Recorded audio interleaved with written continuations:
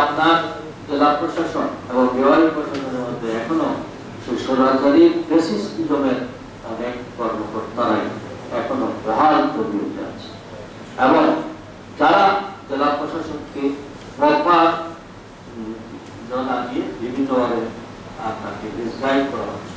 আমি একটা কথা বলতে পারি, এখানে আমরা বিভিন্ন মতের বিভিন্ন ব্যক্তিগতরা আছি। সিলেটে যেমন রাজনৈতিক সম্প্রীতি তেমন ধর্মীয় সম্প্রীতি আছে।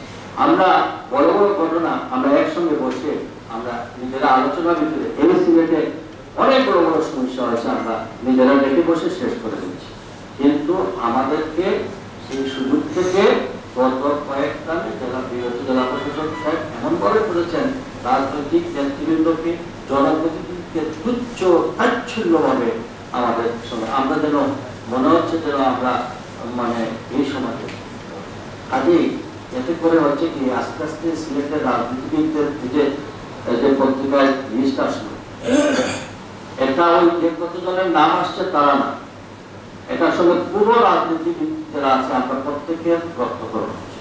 আমরা চাই এইটা সঠিক তদন্ত হোক এবং এটা মানে যদি আমরা কেউ থাকি যেই হোক তা বিচার হবে। আরেকটা কথা আপনাকে বলতে যাচ্ছি, সিলেটের শহর কিন্তু আপনি আম্বরখানা থেকে বিদ্যাবাজারে আপনার করতে এইটু জায়গার মধ্যেই শহরের সব ম্যাক্সিমাম আর হচ্ছে আম্বরখানা থেকে সাধারণ বিভাগে মদিনা মার্কেট পর্যন্ত পুরো জায়গা না, কিছু কিছু জায়গা। আপনি যদি এইটুক জায়গায় মেট্রোপলিটন পুলিশের সঙ্গে বসেন, আর এখানে কিন্তু খালি পুলিশ আর জেলা প্রশাসন বলতে হবে না, এখানেও এক ধরনের সিন্ডিকেট আছে যারা বিভিন্ন গ্রুপে পয়সা নেন এবং পয়সা নিয়ে যে কোনোভাবে যে কোনো প্রতিষ্ঠানের বা বিভিন্ন ধরনের পরিচয় দিয়ে এনারা সেন্টার, এবং এইটা আমি দীর্ঘ 10 বছরের মেয়র করতে গিয়ে আমি দেখেছি। আবার ব্যবসায়ীদেরকে নিয়ে করবেন, আমি ওনাদেরকে সামলানো করবো, ওনারাও কিছু 50 জন যেখানে ওনাদের ম্যাক্সিমাম এখানে জেলা অফার আছে তাদের কিন্তু আবার দোকান আছে, তারা বাইরেও ব্যবসা করেন ভিতরে ব্যবসা করেন। কাজে এটা আমি ওনাদের সামনে বলবো কোনো অসুবিধা নেই, কিন্তু এইগুলাকে যদি আপনার প্রশাসন আর আমাদের সকলকে ডাকে আমরা আপনাদের সঙ্গে থাকবো, দেখবেন পরিষ্কার হয়ে যাবে শহর। এছাড়া আজকে জলবদ্ধতা কথা হচ্ছে, আমি সংক্ষেপে 3-4টা কথা বলবো। সরাগুলো জেলা প্রশাসনের এই শহরের শহর, কিন্তু এখানে যদি ছড়ার উপরে লিস্ট জেলা প্রশাসন থেকে দেওয়া হয় তাহলে জনগণের কাছে আমরা কি জবাব দিব?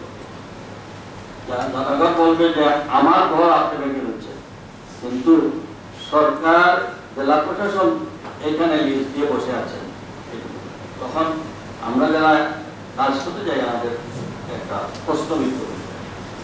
দ্বিতীয়ত হচ্ছে এই যে মেজর ক্লিনিক অন্নকল্যাণ হসপিটাল, এই জেলা প্রশাসকই কিন্তু এখানে ধারাবাহিক রাইটু 70-80 বছরের এই পুরনো এই প্রতিষ্ঠান, এখানে সিলেটের যারা গণ্যমান্য আমাদের তারা পয়সা দিয়ে সরকারের আজ পর্যন্ত একটি টাকাও সেখানে অবদান হয়। এই সিলেটের জনগণের টাকায় এটা হচ্ছে এবং জেলা প্রশাসন সবসময় এটাকে সহযোগিতা করে গেছিলেন বলেই, এবং ওই যাদের তো একজন অথরিটি ছিলেন যিনি লিস্ট দিয়েছিলেন, যিনি তার সভাপতিত্বে এগুলো হচ্ছে, এখন ওইটা পেয়ে দিলেন। কিন্তু ফ্যাসিজমের সময় সরকারি জায়গার উপর এই যে আপনার টেক্সটাইল মিলের একটা মার্কেট করে ফেললেন, তারা মার্কেট করলেন, কোনো অনুমোদন নাই সিটি কর্পোরেশনে, তাছাড়া দেখা যায় এখানে ওইটা বানলেন না, এই অবৈধভাবে হয়ে গেল সেটা বানলেন না, সড়ক জনপদ বিভাগের রাস্তার উপর চলে আসলো। আপনি যখন দেখে সরকারি প্রতিষ্ঠান অবৈধভাবে দখল করে আছে সেটা বানলেন না, আমারটা ভেঙে দিয়েছেন, এটা তো মানে আমার যারা পাবলিক এরা এখান থেকে 20 গজ দূরে 30 গজ দূরে, আর ওইটা হইল 30 গজ অ্যাডভান্স। এইভাবে অনেকগুলো ঘটনা ঘটেছে। আমি আর এইটুকু বলি, এখন যাই করছে আমরা সবাই স্বাভাবিক একসঙ্গে সবকিছু করা যাবে না, আমাদের সবাইকে সমন্বয়ের মাধ্যমে। আপনার এই সিলেটে কিন্তু মানুষ কিন্তু একটা জিনিস পছন্দ করে, আপনি মানুষকে কিভাবে রিসিভ করলেন, এর চেয়ে বেশি কিছু সিলেটের মানুষ চায় না।